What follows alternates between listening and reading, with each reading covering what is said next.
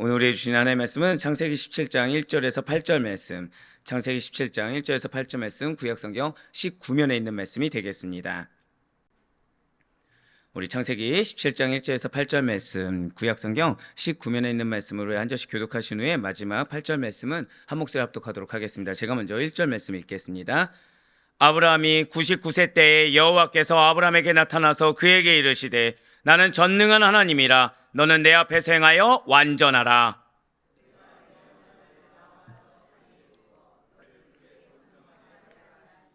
아브라함이 엎드렸더니 하나님이 또 그에게 말씀하여 이르시되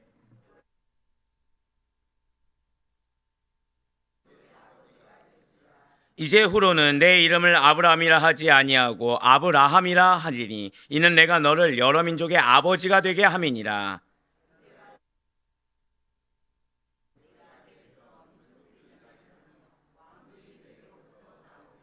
내가 내 언약을 나와 너 및 내 대대 후손 사이에 세워서 영원한 언약을 삼고 너와 내 후손의 하나님이 되리라. 내가 너와 내 후손에게 내가 거류하는 이 땅 곧 가나안 온 땅을 주어 영원한 기업이 되게 하고 나는 그들의 하나님이 되리라. 아멘. 할렐루야. 네, 오늘 변함없이 살아있는 주님의 말씀의 은혜를 사모함으로 말미암아 무엇보다 우리 삶에 개입하시는 하나님, 자 우리 한 번 더 고백하실까요? 반드시 선하게 응답하십니다.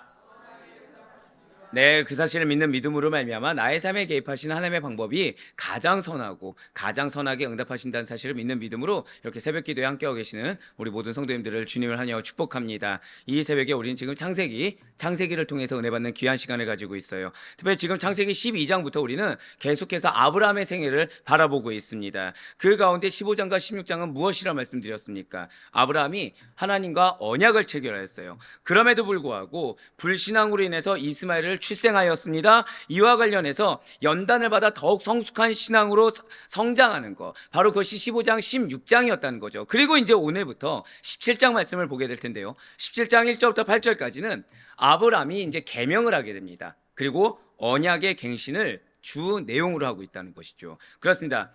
아브라함의 나이 85세에 이스마엘이 태어났습니다. 그리고 약 13년간의 공백 기간이 있어요. 자, 몇 년간의 공백 기간이 있다고요? 16장에서 17장 사이는 13년의 공백 기간이 있습니다. 그러니까 그 사이 동안 하나님이 음성을 들려주지 않는 거예요. 그 사이 동안 하나님이 말씀하지 않는 겁니다. 근데 그러고 나서 딱 등장해서 하신 말씀이 할례 받아라. 언약을 새로 갱신한다는 거죠.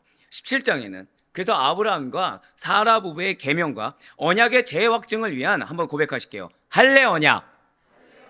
예, 이거 정도는 기억하시면 좋을 것 같아요. 17장에 할례 언약을 체결한 사건이 나오게 됩니다. 바로 이때 아브라함의 나이가 99세였다는 거죠. 그렇다면 지금 하나님께서는, 자 우리는 잘 알고 있죠. 이삭 몇 세 때 나옵니까?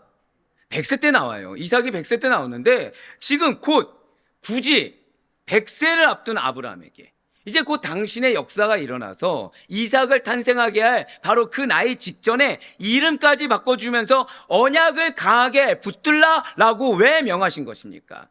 예, 맞아요. 우리는 이미 눈치채고 있습니다. 아브라함 나이 100세 때 누가 태어나죠? 약속의 자녀 이삭이 나온다는 것이에요. 이제 땅과 후손의 약속을 핵심으로 하는 아브라함 언약에 의해 태어날 언약 가문의 유일한 적자입니다. 그 상속자가 되는 이삭의 탄생에 대해서 다시 한 번 더 최종적으로 예언이 주어지고 있다는 것이죠. 왜인지에 대해서 이제부터 계속해서 듣도록 할게요. 그렇습니다. 지금 하나님께서는 이삭이 태어나기 1년 전에 아브라함 가정 전체의 신앙을 재정화하기 위해서, 자 언약을 왜 체결하신다고요? 재정화하기 위해서. 사랑하는 성도 여러분들, 드디어 우리가 다른 말씀이 이제 하나 나오기 시작했어요. 여러분들에게 기업이 있습니다. 믿으십니까? 그 기업은 여러분들에게 약속의 말씀이라고 말씀을 드렸어요. 그런데 이 약속의 말씀은 명령이라고 말씀을 드렸고, 그러기 위해서 우리에게 신앙의 연단도 있고 그 기업을 이룰 만큼 우리를 빚어가신다고 말씀을 드렸습니다. 그런데 여기 또 다른 말씀이 하나가 나와 있어요. 이 약속이 성취되기 전에 하나님이 지금 무엇을 하십니까? 한 번 더 고백하실게요. 신앙의 재정화. 예, 그렇습니다. 내가 알고 있던 신앙을 깨어 부수는 겁니다. 죄송하지만 내가 붙잡고 있었다고 생각했던 신앙이라 착각했던 것들을 곱게 부수는 거예요. 그러니까 믿음이라고 생각했는데 하나님 보시기에 믿음이 아닌 거죠. 그래서 이거를 새롭게 정결하게 만드시는 겁니다. 언제요? 절대 한번 더 고백하실게요. 응답 직전에. 자, 그럼 여러분도 한번 생각해 보세요. 내가 믿고 있었어요. 이게 맞다고 생각을 했습니다. 근데 이게 누군가 와서 틀렸다고 하는 거예요. 어떻게 믿을 수 있습니까? 없습니까? 믿기가 어렵습니다. 자, 예수님 살아 계셨을 때 예수님이 대제사장들에게 그들이 틀렸다고 했습니다. 대제사장들 인정하나요? 하지 않나요? 눈앞에 증거가 있어도 인정하기 힘들어요. 왜요? 내가 오랫동안 붙잡고 살아왔거든요. 내가 오랫동안 이게 맞다고 생각을 했거든요. 근데 이게 갑자기 틀렸다는 거예요. 근데 여기서 더 무서운 거는 지금 소망이 있다는 거죠. 소망이 있는데 이 소망의 응답이 나에게 간절히 필요한 거예요, 지금. 근데 이 소망의 응답이 간절하다고 이어지는데 지금 뭐와 저울질하는 겁니까? 내가 오랫동안 붙잡았던 거, 내가 믿음이라고 생각해왔던 거, 사실 하나님 보시기에 무엇이에요? 고집. 하나님 보시기에 무엇입니까? 왜곡된 판단. 이거를 지금 붙잡느라 소망이 응답되길 바란다고 하면서 정작 나는 하나님 앞에는 소망보다 무엇이 더 중요해요? 내가 더 중요한 것처럼 보여지는 모습을 보여주고 있다는 거죠. 하지만 하나님께서는 그럼에도 불구하고 이삭이 태어나기 전에 아브라함 가정 전체의 신앙을 재정하기 위해서 아브라함과 사라의 이름을 변경하고 이미 확증해 주신 언약을 다시 한 번 더 재갱신해 주신다는 것입니다. 먼저 오늘 보면 창세기 17장 1절 말씀 한번 보도록 하실게요. 아브라함이 99세 때에 여호와께서 아브라함에게 나타나서 그에게 이르시되 나는 전능한 하나님이라 너는 내 앞에서 행하여 완전하라. 아멘. 지금 아브라함은요, 하란을 떠난 지 24년이 되었습니다. 이제 내년이면 100세를 바라보는 노인 아브라함이에요. 자, 지금 아브라함은 혼자 있습니까? 자손이 있습니까? 자손이 있죠. 예, 맞아요. 그는 이스마엘이 태어났어요. 근데 이스마엘이 태어나고 16장과 17장 사이에 몇 년의 공백이 있다고요? 13년 동안 하나님의 계시를 받지 못했어요. 하나님의 음성을 듣지 못하는 겁니다. 그러다 보니까 아브라함은 지금 하나님이 아니라 다른 것에 애착을 갖기 시작합니다. 누구일까요? 맞아요. 지금 아브라함은 그동안 힘겹게 얻은 이스마엘에게 강한 애착을 가지며 살고 있었다는 거예요. 하나님의 말씀도 들리지 않습니다. 근데 약속의 말씀은 기억하고 있어요. 약속의 말씀을 기억하는데 중간중간 메시지가 들립니까? 안 들립니까? 안 들리는 거예요. 그러니 이 이스마엘이 하나님의 약속의 성취일 거라고 스스로 위안하며 사는 거죠. 그러면서 집착을 하는 겁니다. 여기에 집착을 하고 하나님이 분명히 약속의 말씀 몰아주셨나요? 누구와 누구 사이 주신다고 하셨어요? 아브라함과 사라라고 했는데 이거에서 사라만 싹 빼면 내가 이제 편안해지는 거예요. 여기에서 사라라는 단어만 빼면 편안해지는 겁니다. 그래서 이스마엘이 하나님의 약속의 자녀라고 믿고 살아왔어요. 그러면서 애착을 가집니다. 이스마엘을 통한 하나님의 약속의 성취라는 걸 계속 기대하며 살아왔다는 거예요. 이것을 무엇을 통해 우리가 알 수 있을까요? 창세기 17장 18절 말씀을 먼저 한번 보도록 할게요. 아브라함이 이에 하나님께 아뢰되 이스마엘이나 하나님 앞에 살기를 원하나이다. 이게 뭐냐면요, 이스마엘이나 하나님 중심으로 살기를 원합니다. 내 인생이 누구 중심이길 원하는 거예요? 이스마엘 중심. 자, 지금 하나님과 누굴 동등하게 여겨졌어요? 지금 하나님과 누가 동등해졌습니까? 이스마엘이요. 이 모습은 누구의 모습입니까? 롯의 모습. 지금 죄송한 말씀이지만 아브라함 어떻게 신앙이 있습니까? 없습니까? 신앙이 없어요. 신앙이 없습니다. 사랑하는 여러분들, 말씀이 없으면 이래서 위험합니다. 13년간의 공백 기간이 아브라함으로 하여금 하나님과 하나님이 주신 것도 아닌 나의 죄악의 씨앗을 동등되게 여길 정도로 그는 분별하지 못하고 있다는 거예요. 그는 무지한 상태로 있다는 것이죠. 네, 맞습니다. 지금 아브라함은 이스마엘 중심으로 자신의 기업을 넓혀려던 생각을 13년간 간직하며 살아왔어요. 누구 중심이요? 제가 지금 이스마엘과 하나님이라고도 하지 않았습니다. 누구 중심이요? 이스마엘 중심으로. 그러다 어느 날 99세 하나님께서 지금 아브라함의 신앙이 아직 변하지 않은 상태임에도 불구하고 전능하신 하나님께서 나타나 주셨어요. 하나님의 약속이 다시금 새롭게 주어졌습니다. 그 약속이 구체적으로 밝혀진 것은 사실 오늘 본문이 아니라 창세기 17장 21절의 말씀이에요. 한번 21절 말씀도 보시길 바래요. 내 언약은 내가 내년 이 시기에 사라가 내게 낳을 이삭과 세우리라. 아멘. 자, 지금 18절에서 아브라함의 고백은 무엇이었습니까? 이스마엘 중심으로 당신의 언약을 응답해 주세요. 자, 기도의 응답을 내가 정했습니까? 안 정했습니까? 정했어요. 내가 원하는 응답은 이스마엘 중심입니다. 이렇게 응답해 주세요라고 했을 때 하나님 뭐라고 말씀하십니까? 아니야. 걔가 아니고 지금 아브라함의 13년을 부정해 버리셨습니다. 뭐라 말씀드렸어요? 아브라함의 13년을 부정해 버렸어요. 너가 지금 믿었다고 생각한 거, 그건 틀렸어. 나는 내년에 사라와 너를 통해서 이삭을 낳게 할 거야. 사랑하는 성도 여러분들, 어쩌면 하나님이 말씀을 주실 때 이게 내가 받아들이기 힘들 수가 있습니다. 그런데 우리 아델포이 교회는 이미 하나님께서 말씀하신 것이죠. 무엇이 가장 중요하다고 말씀드렸어요? 말씀을 주셨다. 이게 왜 중요한지 우리는 오늘 아브라함을 통해서 알 수 있습니다. 아브라함은 13년 동안 무엇을 받지 못했습니까? 말씀을 받지 못했어요. 하나님의 말씀을 받지 못했기 때문에 어느 정도까지 신앙이 저지대로 내려갔습니까? 하나님과 죄악의 씨앗을 동등되게 여길 정도로 안 좋아졌습니다. 그것이 무엇이 문제인지 모르는 상태로 하나님께 고백할 정도였어요. 제가 방금 뭐라 말씀드렸어요? 죄가 죄인지 모르고 하나님께 요청할 정도로 신앙이 완전 떨어져 있었다는 거죠. 하지만 하나님께서는 그럼에도 불구하고 지금 아브라함에게 기회를 주신 겁니다. 아브라함에게 너가 틀렸어. 이스마엘을 통해 이룰 생각을 버려야 돼. 나는 사라와 너의 관계를 통해서 이삭을 낳게 할 거야 라고 말씀하셨습니다. 그렇습니다. 지금 하나님께서는 기회를 주고 계세요. 자비하신 하나님이십니다. 긍휼의 하나님이세요. 우리가 생각하는 것처럼 자비하신 하나님이면 나에게 지금 다급한 거, 내가 지금 원하는 것을 그대로 응답하시는 것이 아니라, 한 번 더 고백하실게요. 기회를 주신 하나님.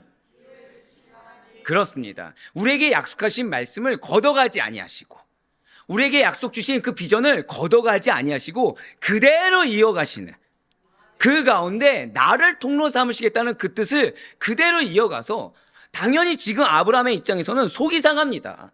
내가 13년 동안 믿고 왔고 여기에 자 이스마엘은 어떻게 되겠습니까? 나몰라라 했겠습니까?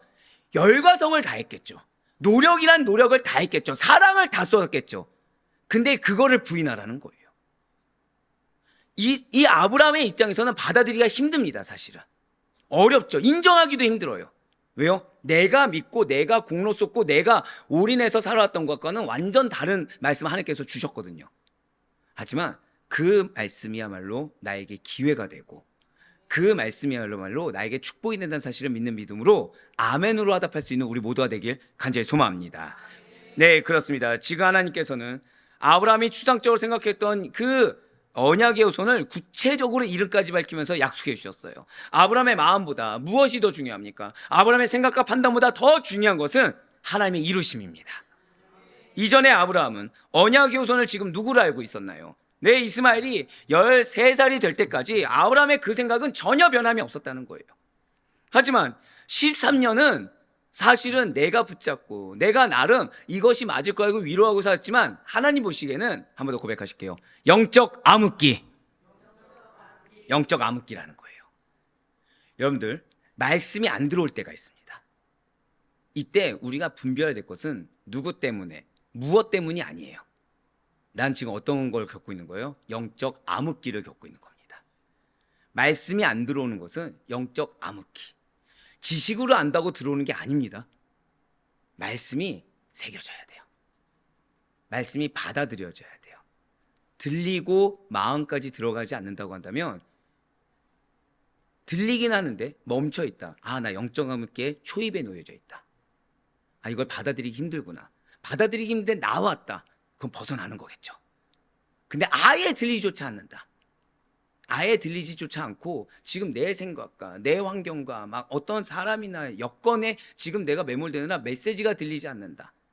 그러면 아, 나 지금 영적 암흑기구나. 이걸 생각하셔야 됩니다. 감사한 거는 영적 암흑기를 지난 지금 아브라함 역시 자, 어제 하갈에게 누가 찾아오셨습니까? 하나님께서 찾아오셨죠. 마찬가지로 하나님께서 친히 찾아와 주셨어요. 그를 더 이상 내버려 두지 않으셨습니다. 영적인 각성이 일어나기 시작했다는 거예요. 영적 암흑기에 무엇을 바라야 되는 것입니까? 하나님 만나기를 바라셔야 된다는 거예요. 하나님이 또는 내가 준비가 안 되는데 찾아오실 때가 있습니다. 찾아와서 나는 아직 해결을 보지 않았는데 나에게 어제 말씀처럼 종으로 섬겨라. 예, 사실 뭐가 나와요? 받아들이기가 힘들어요.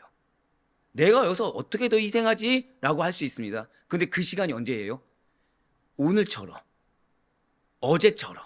자, 어제 하갈은 그 종으로 섬겨라. 그 다음에 무엇이 있었죠? 축복의 메시지가 있었어요. 자, 오늘 아브라함은 하나님이 이제 아예 뭘까지 계십니까?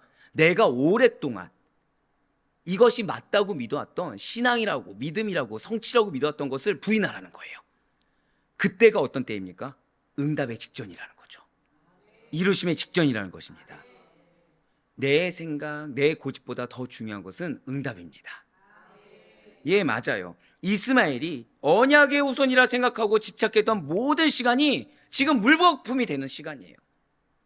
자기 생각이 잘못되었다라는 것을 지금 깨달은 아브라함은 굉장히 큰 좌절에 빠져 있다는 거죠. 아, 내가 지금 틀렸어? 아, 내가 지금 옳지 않았어? 나 그동안 뭐하고 산 거지? 아니지 않을까? 얘가 맞지 않을까? 아니, 그렇게 중요하게 생각했고 얘한테 집착하고 얘한테 모든 걸 공력을 다 쏟았고 얘를 위해서 기도하고 수고하고 헌신한 그게 헛수고라니. 아, 나 정말 14년 동안 뭐 한 거지? 이러한 자기 번뇌와 후회, 의심, 여기에 빠져있던 아브라함에게 찾아와 주시사 말씀하신 분은 다름 아닌, 한 번 더 고백하실게요. 엘샤다이. 예, 전능하신 하나님이세요. 오늘 보면 창세기 17장 1절 말씀을 다시 한 번 더 보시길 바라요. 아브라함이 99세 때 여호와께서 아브라함에게 나타나서 그에게 이르시되 나는 전능한 하나님이라 너는 내 앞에서 행하여 완전하라. 아멘.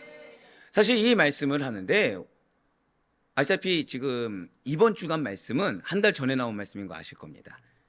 근데 이 부분에서 자, 수요일 날 말씀 받아들이기가 힘들어요. 제가 목요일 날 말씀 여러분들한테 뭐 하라는 거죠? 종처럼 섬겨라. 자, 솔직히 그 말씀을 들었을 때 나는 아멘하고 섬겨야겠다고 생각 들었다 있습니까?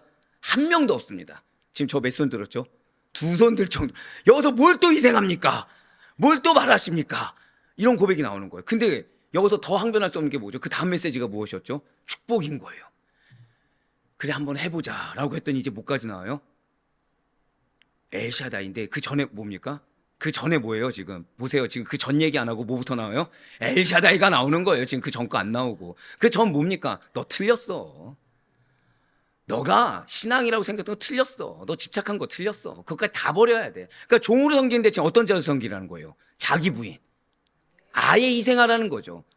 근데 그분이 지금 누구라는 겁니까? 자, 이제 한번 우리가 바라는 대로 한번 고백하실까요? 엘샤다이. 전능하신 하나님이라는 거예요. 지금 녹색으로 표현된 부분 보시길 바랍니다. 하나님께서 직접 자기를 계시하셨어요. 나는 전능한 하나님이라. 지금 하나님께서 스스로 전능하시다고 말씀하십니다. 진실로 전능하신 하나님께서는 능력이 있으신 분이십니다. 강한 분이세요. 게다가 누군가의 도움이 없어도 스스로 충분하신 분이십니다. 이 전능한, 이 엘샤다이에서 샤다이 이 전능한 애는 하나님의 자기 충족성을 포함하고 있다는 거죠. 즉 내가 스스로 완벽하다는 거예요. 완전하다는 겁니다. 더 이상 부족함이 없다는 거예요. 그런 하나님께서 아브라함에게 지금 붉은색으로 표현된 부분을 보시기 바랍니다. 뭐라고 명령하시나요? 너는 내 앞에서 행하여 완전하라.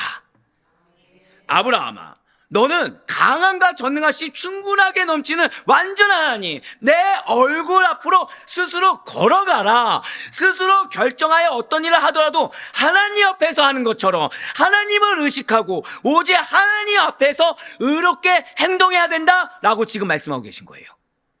이 한 문장이 지금 풀어서 해석하면 지금 이겁니다. 지금 뭐라고 말씀하셨다고요? 너는 강함과 전능함이 충분하신 하나님 앞에서, 완전한 하나님 내 얼굴 앞에서 스스로 걸어라. 지금 뭐라고 말씀하신 거예요? 스스로 걸어라. 뭐라고 하신 거죠? 순종하라. 순종하여 행하라. 너가 결단하고 결정해서 어떤 일을 그것이 무엇이든지 간에 하나님 앞에서 하는 것처럼, 사람이 아니라 지금 누구 앞이요? 하나님 앞에서 누구를 의식하라는 겁니까? 하나님을 의식하고 하나님 앞에서 의롭게 행동해야 된다. 지금 하나님께서는 아브라함이 하갈을 첩으로 취한 것을 하나님 앞에서 완전하게 보지 않으셨어요. 자, 여기서 우리가 놓치지 말아야 될 것이 있습니다. 지금 아브라함은 왜 자기 번뇌에 빠졌나요? 왜 허탈함에 빠졌죠? 제가 아까 뭐라 말씀드렸죠? 13년 동안 뭘 했다고요? 열심을 다했다고 했습니다. 누구에게요? 이스마엘에게. 그런데 지금 아브라함은 하나를 딱 뺐다고 말씀드렸죠. 무엇을 뺐습니까? 사라라는 이름을 뺐더니 자기 위로가 되는 거예요. 근데 하나님은 지금 뭐를 지적하셨어요? 사라라는 이름을 뺀 걸 지적하시는 거예요. 사랑하는 성도 여러분들, 우리의 노력이 무엇을 위한 노력이냐가 중요합니다. 우리의 행함이 어떤 이름을 위한 행함이냐가 중요하다는 거예요.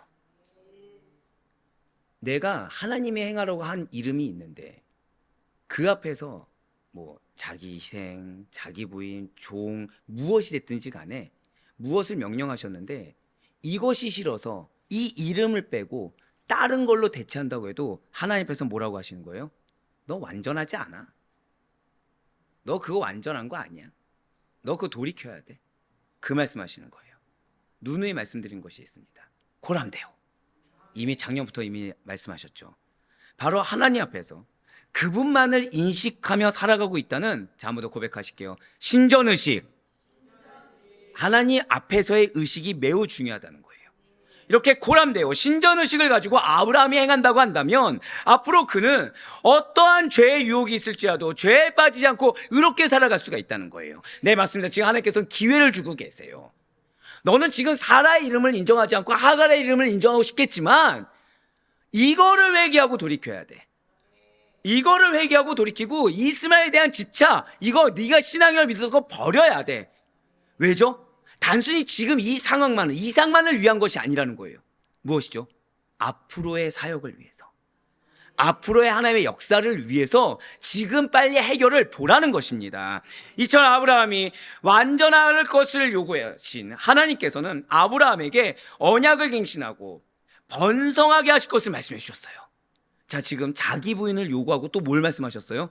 또 번성을 약속해 주세요. 사랑하는 성도 여러분들, 반드시 기억하셔야 됩니다. 하나님이 우리에게 내 마음에 받아들이기 힘든 말씀을 지속적으로 주실 수가 있어요. 근데 그것은 응답의 직전이라고 그냥 믿으시길 바라요. 근데 그 응답도 그냥 응답이 아니라 번성이라는 거죠. 하나님께서 나에게 내가 아예 생각조차 하지 않은, 지금 아브라함은 설마 이스마엘을 뺄까라고 생각했습니다. 당연히 이스마엘이라 생각했어요. 그러니까 이 부분은 아브라함에게 있어 언약의 성취를 위한 무언가 도구가 아니라 이미 성취된 거예요, 그냥. 근데 뭐라고 말씀하세요? 성취된 적이 없다는 거예요, 아예. 내가 13년 동안 눈물 흘리고 땀 흘리고 누가 알아주지 않아도 고생하고 헌신했는데 그게 다 틀렸다고 하셨어요. 근데 그걸 받아들이라는 겁니다. 그걸 받아들이라는 거예요. 그래야 복이 있다는 거예요. 그래야 번성한다는 거예요. 그래야 기업을 이룬다는 거예요. 그래야 앞으로의 여정이 하나님의 더 큰 일을 목도하게 하신다는 겁니다. 열국의 아비가 될 아브라함의 이름이 아브람에서 아브라함으로 바로 이때 바뀌기 시작해요. 즉 정체성이 바뀌었습니다. 아예 신분 자체가 바뀌어버렸어요. 창세기 17장 2절부터 5절까지의 말씀입니다. 내가 내 언약을 나와 너 사이에 두어 너를 크게 번성하게 하리라 하시니 아브라함이 엎드렸더니 하나님이 또 그에게 말씀하여 이르시되 보라 내 언약이 너와 함께 있으니 너는 여러 민족의 아버지가 될지라 이제 후로는 내 이름을 아브라함이라 하지 아니하고 아브라함이라 하리니 이는 내가 너를 여러 민족의 아버지가 되게 함이니라. 아멘. 자, 지금 2절부터 한번 보시면 지금 자기 부인을 요구하셨습니다. 자기 부인을 요구하고 하나님께서 전능한 하나님을 믿으라고 하신 거예요. 그래서 언약을 또 새롭게 둬서 너를 번성하게 약속을 주셨습니다. 자, 우리는 흔히 이런 상황이 되면 뭐에 포커스를 맞추십니까? 소망이 아니라 내가 또 희생해야 될 걸 생각합니다. 인간은 내가 또 헌신해야 될 걸 생각해요. 내가 받는 상처를 생각합니다. 근데 아브라함이 3절에 어떻게 했죠? 엎드렸어요. 그냥 엎드렸어요. 그랬더니 하나님 뭐라고 말씀? 또 그에게 말씀하시되. 엎드렸더니 그 다음 메시지가 이어지는 겁니다. 4절 보세요. 보라, 내 언약이 너와 함께 있으니 너는 여러 민족의 아버지가 될지니라. 정체성을 바꿔주셨어요. 신분 자체를 바꿔주셨습니다. 아브라함은 고귀한 아비를 뜻하던 아브람에서, 지금 아브라함은 원래 이름이 뭐라고요? 고귀한 아비, 이 정도예요 그냥. 근데 열국의 아비라는 뜻의 아브라함으로 그 이름이 바뀌었습니다. 그냥 나하나에서 이제 어떻게 된 거예요? 후대까지, 허다한 영혼까지 허락된 거예요. 창세기 17장 15절을 보시면 아내 사레의 이름 역시도 이때 변경되게 돼요. 사라는 나의 공주를 뜻하는 사레에서 열국의 어미, 그러니까 사레가 그냥 누구의 소유예요? 그냥 아브라함의 소유에서 이제 어떻게 되었습니까? 열국의 어미로. 영적 리더가 이렇게 중요합니다. 자, 이때 지금 사레가 믿음을 깨달을 때 있습니까 없습니까? 전혀 없어요. 사레가 돌이켰더라 있습니까 없습니까? 없어요. 오직 단 하나 있습니다. 한번 고백하실까요? 아브라함이 엎드렸더니. 맞아요, 바로 그거예요. 아브라함이 엎드렸더니 붙여준 동역자까지, 가족을 이끌 자까지 같이 정체성이 변경되었어요. 열국의 어미라는 축복된 이름으로 바뀌게 된 것입니다. 즉 아브라함과 사라 모두 단순히 개인적으로 고귀한 신분을 강조하던 이름에서, 나아나에서 그들이 하나님의 구원의 역사의 과정에서 이스라엘 민족의 조상으로 갖는 공적 신분을 갖는 놀라운 강조된 이름으로 바뀌었다는 것이죠. 할렐루야. 하나님이 여러분들에게 이걸 주길 원하신다는 사실을 믿으시길 바라요. 그냥 나아나에서 끝나는 것이 아니라 나 하나 위로받고, 나 하나 만족하고, 나 하나 체험받는 것에서 끝나는 것이 아니라 허다한 영혼들을 책임질 자들로, 믿음의 후대를 이을 자들로. 사단은 우리를 분명히 이렇게 공격합니다. 내가 중요하게 할 거예요. 내가 맞다고 생각한 걸 포기하지 않게 할 겁니다.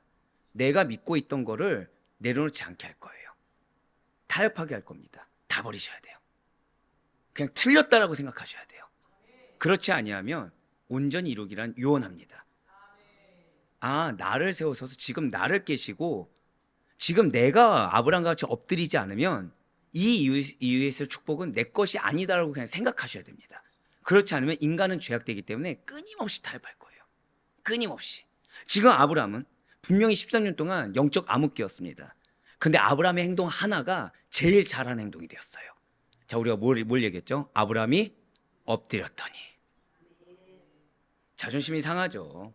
감정적으로 어렵죠. 인정하기가 싫죠. 하지만 그거 내려놨더니 세상에 누구도 줄 수 없고 누구도 보장할 수 없는 축복이 그들의 민족의 것이 되었습니다. 저 따라 고백하실까요? 내가 영적 리더입니다. 그렇습니다. 혹시 영적 리더인 나에게 하나님께서 내 마음이 어려울 만큼 자존심이 상하는 일을 말씀하십니까? 감정적으로 힘든 일을 말씀하십니까? 혹시 하나님께서는 내가 도저히 인정하기 힘든 어려운 말씀과 어려운 미션을 주셨습니까? 할렐루야 외치세요. 우리에게 요구한 거 딱 하나입니다. 한 번 더 고백하실까요? 아브라함이 엎드렸더니. 그거 하나 하면 되는 거예요. 엎드리고 인정하면 되는 겁니다. 예, 맞습니다. 여기서 중요한 사실은 아브라함은 뭐 했어요 지금? 우리 지금 계속 뭐라고 했습니까? 아브라함이 뭐 했습니까? 엎드렸어요. 그냥 그거 하나 했어요. 그들 스스로 이름을 바꾼 것이 아닙니다. 아브라함이 엎드렸는데 아내의 이름도 바뀌었어요. 아브라함이 엎드렸는데 그 이후에 후대의 미래가 바뀌었습니다. 하나님께서 그렇게 바꿔주셨다는 거예요. 이렇게 이름을 변경한 것에는 큰 의미가 있습니다. 아브라함과 사라 두 사람의 전 존재와 운명이 이제서야 하나님 안에서 하나님 뜻대로 하나님의 사랑과 하나님의 섭리로 구약 선민 이스라엘의 최초의 직계 조상이자 택한 백성의 영원한 믿음의 조상으로 승인되었음을 뜻하고 있다는 것이죠. 무엇을 통해서요? 엎드렸더니. 진실로 아브라함은 하갈을 취한 자신의 죄를 회개했습니다. 인정했어요. 13년을 주장하지 않았어요. 13년을 주장하고 하갈을 취한 죄를 숨기려고 하기보다는 인정하고 엎드려서 자복함으로 나의 13년보다 하나님께서 이루실 언약이 더 크다는 사실을 인정함으로 전능하신 하나님의 언약을 받아들이며 복종과 신뢰로 하나님께 나아갔다는 것입니다. 오직 한 분, 하나님만을 경배하고 하나님을 예배함을 인정받았어요. 무엇이요? 엎드린 것이. 그랬더니 무엇이 회복되었습니까? 저를 따라 고백하실게요. 경건의 능력. 경건의 능력이 회복됐다는 거예요. 말씀을 분별해서 받을 수가 있었다는 것입니다. 지금 하나님께서 뭘 원하셨습니까? 딱 하나 원하셨어요. 인정하라. 인정하고 엎드리라. 그랬더니 그걸 뭐라고 인정해 주셨어요? 하나님을 경배하고 예배했다고 했어요. 바로 이것입니다. 우리들이 하나님 안에서 하나님의 뜻대로 하나님의 사랑과 그분의 섭리를 인정해야, 한마디로 하나님의 그 말씀 앞에 엎드려야 경건이 온전히 회복된다는 사실을 잊지 마시기 바랍니다. 우리가 흔히 원하는 대로 엘샤다이, 전능하신 하나님의 능력을 우린 모두 다 바랍니다. 다른 데서 역사하는 게 아니에요. 경건의 능력이 회복된 자에게 역사되는 것입니다. 경건의 능력은 다른 것이 아니라고 지금 계속해서 강조합니다. 뭐라고요? 엎드렸더니. 오늘날 참다운 경배가 무엇인지, 누가 진정한 예배자인지 찾아보기가 힘든 경건의 가뭄 시대라고 합니다. 성도는 이러한 불경건한 시대의 흐름을 따라가는 것이 아니라는 거죠. 만약에 아브라함이 기준이 13년이었다고 생각해 보시길 바래요. 그럼 아브라함은 경건의 능력을 회복할 수가 없었습니다. 아브라함은 번성과 축복도 내 것이 될 수가 없었어요. 하지만 아브라함은 자신의 13년이 중요한 것이 아니라, 저따 고백하실까요? 지금. 맞아요. 지금 하나님이 나에게 말씀하신 거, 지금 하나님 나에게 원하시는 거, 이걸 가장 중요하게 여기신다는 거예요. 이전에 어떻게 했더니 지금 이렇게 해야 되는데, 이게 아니었어요. 이전에 이렇게 했더니 내가 좋았으니까 지금도 이렇게 해야 되는데, 이것이 아니었어요. 지금 하나님이 나에게 원하시는 거, 지금 하나님께서 나에게 바라시는 거, 그거대로 했었을 때 아브라함은 은혜를 받을 수 있었습니다. 예, 맞아요. 불경건한 시대의 흐름입니다.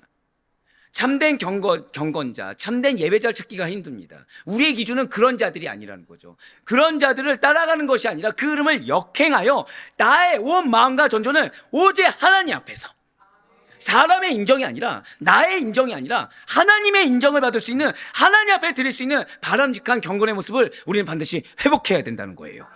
아브라함에게 주신 약속을 주님께서는 우리 모두에게 동일하게 주셨어요. 우리로 하여금 다른 것을 보지 말고 미래에 대한 소망을 품게 하시고, 그 약속을 붙잡으며 지금도 일하심으로 성취해 나가심을 반드시 인식하라고 말씀하시는 것입니다. 그렇기 때문에 여러분과 저는 현실에 기대요. 과거에 매여서 현실을 기대면서 미래가 없는 자들처럼 살아가는 것이 아니라, 과감히 하나님의 언약을 오직 믿음을 받아들여서 하나님의 자녀답게 하나님 앞에 엎드려서 그분이 말씀하신 그대로 자기를 부인하고 천국을 향해, 나에게 주신 약속 그 기업을 향해 한 걸 한 걸음 걸어가는 자들이 여러분과 저의 정체성임을 잊지 마시길 바랍니다. 이 정체성이 우리의 신분을 바꾼다는 거예요. 이제 창세기 17장 6절부터 8절까지의 말씀 보시길 바라요.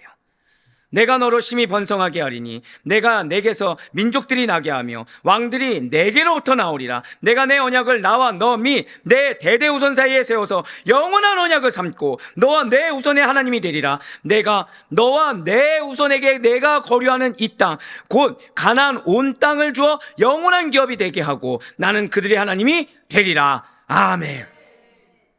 지금 엎드렸더니 놀라운 축복을 주시면서 아브라함과 맺은 언약을 누구의 언약으로 칭해 주신 거예요? 저 다 고백하실까요? 나의 가족. 나의 엎드림을 가족의 엎드림으로 여겨주시고, 나와 맺은 약속을 나하고 끝나는 것이 아니라, 지금 거듭 말씀드립니다. 사례 변했습니까? 안 변했습니까? 안 변했어요. 근데 사례까지도 언약의 계승자로 인정해 주셨다는 거예요. 가족 가운데 믿음이 연약한 자가 있냐 없냐, 이거 중요하지 않습니다. 가족 가운데 믿음이 있는 자가 있냐 없는 자가 있냐, 이거 중요하지 않습니다. 지금 내가 하나님 앞에 엎드렸는가, 내가 하나님 원하시는 모습으로 서 있는가, 이것이 가장 중요합니다. 하나님 나는 괜찮겠지요라는 베드로의 모습이 아니에요. 하나님의 인정이 돼야 돼요. 하나님 원하시는 모습 그대로가 돼야 돼요. 나 하나가 서 있으면 가족이 변화됩니다. 나 하나가 서 있으면 가족이 같이 언약의 계승자가 될 수 있는 이 축복의 말씀을 보시길 바래요. 그 가운데 6절에 붉은색으로 표현된 부분을 보시길 바래요. 지금 아브라함의 후손에 대한 번성의 축복을 제일 극대화한 표현이 바로 이겁니다. 왕들이 내게로부터 나오리라. 한 가문에서 왕이 나올 확률이 과연 얼마나 되겠습니까? 아니 목사님, 왕의 가문이면 원래 대대손손 왕이 나오지 않습니까? 라고 되물으실 수도 있어요. 자, 우리가 한 가지 잊지 말아야 될 것은 지금 아브라함의 직업이 무엇이죠? 목축업이에요. 목축업입니다. 여기서 다윗도 그랬잖아요. 그렇게 보시는 것이 아니죠. 아예 불가능해서 왕의 가문이 아닌 집안에서 지금 왕이 된다라는 거예요. 왕의 가문으로 정해지면 그제서야 후손이 왕이 될 확률 정도가 왕이 나온 적이 없는 가문에 비해서 현격하게 높아진다는 거죠. 그렇다면 다시 한 번 더 여쭤보겠습니다. 왕의 가문이 되려면 어떻게 해야 됩니까? 여러분들 중에 대통령 가문이 되려면 어떻게 해야 됩니까? 자, 나는 내 자녀를 대통령으로 만들 자신이 있다. 저밖에 없는 걸로. 네. 내가 열심히 노력하면 왕의 가문이, 대통령의 가문이 되는 겁니까? 예, 아니란 걸 우린 잘 알고 있죠. 오늘 금요철의 기도의 주인공이 누구죠? 괜찮아요. 지금 요것만 집중하셔도 돼요. 에스더입니다. 에스더입니다. 에스더처럼 은혜를 입지 않으면 힘든 일이에요. 지금 내 가정의 형편이 완전히 신분이 바뀌는 것처럼 바뀌는 거는 뭐가 있어야 된다고요? 은혜를 입지 않으면 안 된다는 거죠. 근데 은혜를 입는데 원하는 자세가 뭐예요? 엎드리는 거. 나를 세우는 거? 아니요. 엎드리는 거. 겸손한 거. 순종하는 거. 인정하는 거. 회개하는 거. 하나님의 말씀에 그대로 따르는 거. 내가 원래 어땠는데, 내가 이 정도는 했는데 이 모습이 아니고, 지금 아브라함이 13년간 이스마엘을 키웠던 그런 모습이 아니고, 그저 하나님 앞에 엎드리는 거. 제일 무능력한 자처럼, 제일 아무것도 없는 자처럼 엎드리는 거. 그렇게 해야 은혜를 입게 되는 거죠. 입양이 되거나 결혼을 통해 왕가와 인연을 맺을 수도 있겠죠. 하지만 사실상 그러한 경우는 매우 미미하다는 거예요. 아브라함에게 왕들이 나올 확률이 또 얼마나 되겠습니까? 또 하나님께서 지금 아브라함으로부터 너에게 왕이 나올 수 있어, 이 정도라고 말씀하신 것이 아니라는 거예요. 확실한 근거를 가지고 아브라함의 씨를 통한 열방의 번성을 약속해 주고 계셨다는 거죠. 그리고 여러분과 제가 아시는 바와 같이 아브라함의 후손들은 많은 나라를 이루었고요, 그 자손 중에 통치자들이 많이 생겨났다는 거예요. 그리고 오늘 본문의 최고의 성취는 만왕의 왕이신 예수님께서 그의 후손으로 태어나신 것에서 온전히 이루어지게 됩니다. 마태복음 1장 1절의 말씀입니다. 아브라함과 다윗의 자손 예수 그리스도의 계보라. 아멘. 그리고 이 말씀은 천국에서 아브라함의 믿음의 후손이 바로 여러분과 저 자신이 영원히 왕노함으로 말미암아 장차 성취될 약속이기도 하다는 거예요. 바로 요한계시록 22장 5절 말씀도 계속해서 보도록 하시겠습니다. 다시 밤이 없겠고 등불과 햇빛이 쓸데없으니 이는 주 하나님이 그들에게 비치심이라. 그들이 세세토록 왕노릇 하리로다. 아멘. 사랑하는 우리 성도 여러분들, 우리의 정체성은 왕 같은 제사장으로 불러주신 거예요. 저 천국에서 영원히 왕노릇하는 것이 이 땅 가운데 뭐 하는 거예요? 엎드려지는 거. 이 땅 가운데 겸손히 엎드려지는 거. 사람들에게 하는 말 중에, 인격을 모독하는 말 중에 주제 파악을 해라 라는 것이 있습니다. 믿는 우리들이 제일 잘할 수 있는 주제 파악은 정체성을 놓치지 않는 거예요. 하나님의 자녀로서 공적인 인생을 살아야 됩니다. 이기적인 인생이 아니라 어떤 인생이요? 공적인 인생. 제가 아브라함이 정말 대단하다고 생각하는 거는, 사람이 13년간 무언가를 투자하잖아요. 포기하기가 쉽지가 않습니다.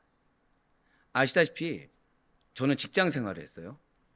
10년간을 다녔습니다. 나름의 성취를 이루었어요. 위치도 위에 한 명 있었습니다.